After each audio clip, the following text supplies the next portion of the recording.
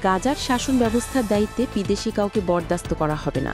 ফিলিস্তিনের জনগণ সিদ্ধান্ত নেবে কে হবে ভূখণ্ডটির শাসক। হামাসের সাথে তাল মিলিয়ে শুক্রবার ফিলিস্তিনি দলগুলো সাফ একই বার্তা দিল। প্যালেস্টাইন ইসলামিক জিহাদ এবং popular front for the liberation of Palestine বলছে, ফিলিস্তিনিরা জীবন দিতে রাজি, কিন্তু কারো কাছে মাথা নত করতে রাজি নন। এই দিকটা থেকে ইসরায়েলি পরিকল্পনাকে ব্যর্থ করে দিয়েছে ফিলিস্তিনিরা। গাজা নিশ্চিত করেছে যুদ্ধবিরতি তারাই নির্ধারণ করবে। গাজার শাসন ব্যবস্থা ইসরায়েলি দখলদারদের নিয়ন্ত্রণে নেই। গাজার এমন এলাকাগুলো জুড়ে আমার সদস্য বাহিনী মোতায়েন করা হচ্ছে। এখনও পর্যন্ত ৭,০০০ সদস্য আনা হয়েছে। ৫ জন নতুন গভর্নরকে নিয়োগ দেওয়া হয়েছে। ভিটেমাটিহারা ফিলিস্তিনিরা ঘরে ফিরতে শুরু করেছে। তাদের নিরাপত্তার জন্য চৌরাস্তা এবং বাজারে সবচেয়ে বড় অংশ মোতায়েন করা হচ্ছে, যাতে শোকাহত এই মানুষ যাতে অনুভব করতে পারে যে আইন আছে এবং কেউ আইনের ঊর্ধ্বে নয়। যুদ্ধবিরতির পর কে বা কারা নেবে গাজার শাসন ব্যবস্থার দায়িত্ব, এই নিয়ে শুরু হয়েছে বিতর্ক।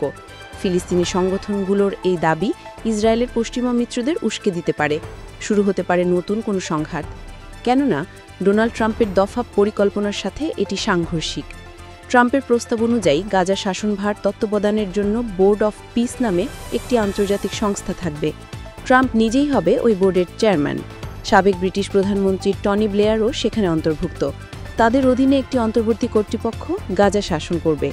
এদিকে যুদ্ধবিরতি কার্যকর হওয়ার সঙ্গে সঙ্গেই বাস্তুচ্যুত লাখ ফিলিস্তিনি তাদের বাড়ি, বিশেষ করে উত্তরাঞ্চলের বিধ্বস্ত এলাকায় ফিরতে শুরু করেছেন।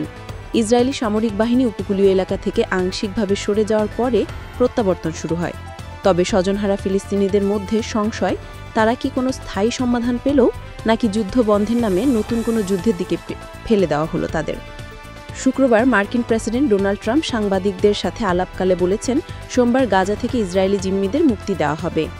চুক্তির অংশ হিসেবে ২০ জন জীবিত ও ২৮ জন জিম্মির মরদেহ হস্তান্তর করা হবে। বিনিময়ে প্রায় ২,০০০ ফিলিস্তিনিকে মুক্তি দেবে ইসরায়েল।